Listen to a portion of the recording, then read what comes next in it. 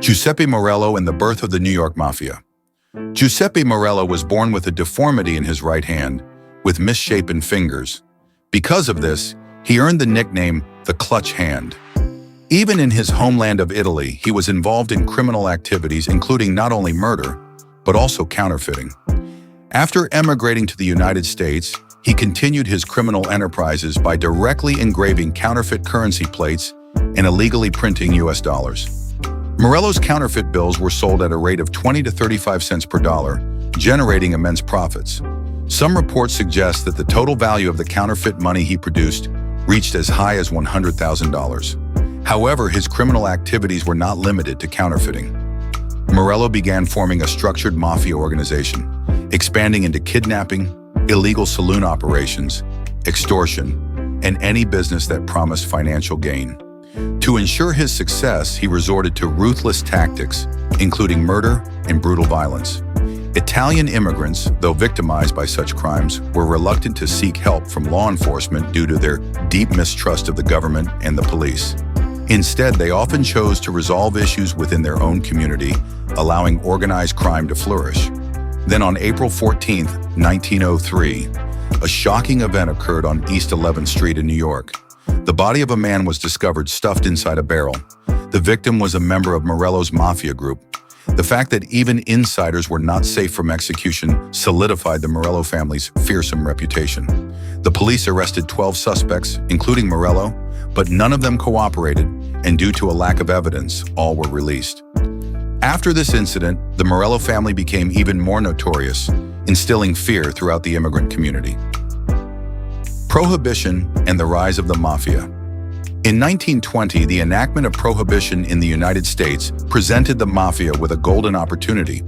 The illicit production and distribution of alcohol became a lucrative business, allowing crime syndicates to amass enormous wealth. During this period, Giuseppe Masseria rose to prominence in New York. By seizing control of bootlegging operations, he became one of the most powerful figures in the underworld. Meanwhile, in 1922, Giuseppe Morello was released on parole. He soon re-entered the criminal scene, serving as an advisor to Masseria. Masseria, eager to strengthen his power, recruited new members, among whom Charles "Lucky" Luciano stood out.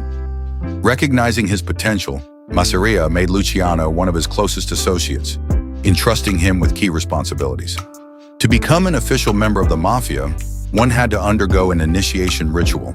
The recruit's finger was cut with a knife, and their blood was dripped onto a piece of paper bearing the image of a saint.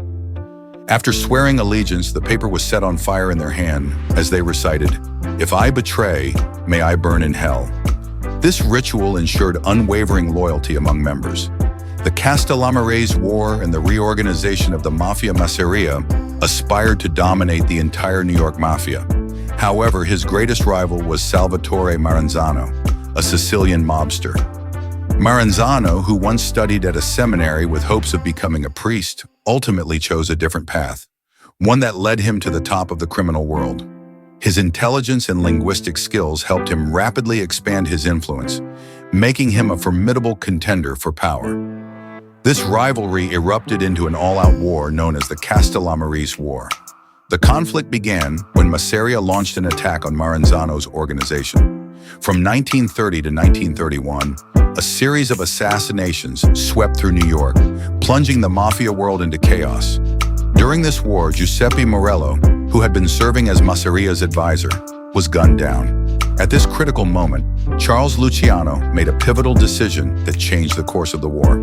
He secretly negotiated with Maranzano, offering to eliminate Masseria in exchange for control over his family.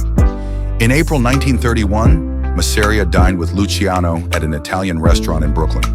While Masseria was enjoying his meal, Luciano excused himself to visit the restroom. In his absence, a team of hitmen stormed the restaurant and opened fire, killing Masseria instantly. When the police arrived at the scene, they found an unbloodied ace of spades card next to his body, believed to have been placed there intentionally. With Masseria gone, Maranzano emerged victorious and declared himself the undisputed boss of bosses. He immediately set about reorganizing the mafia under a more structured hierarchy. However, few believed that Maranzano's rule would last forever. The mafia world was in a constant state of flux, and another power struggle was already on the horizon. So how did the mafia evolve under Maranzano's leadership? Find out in the next episode.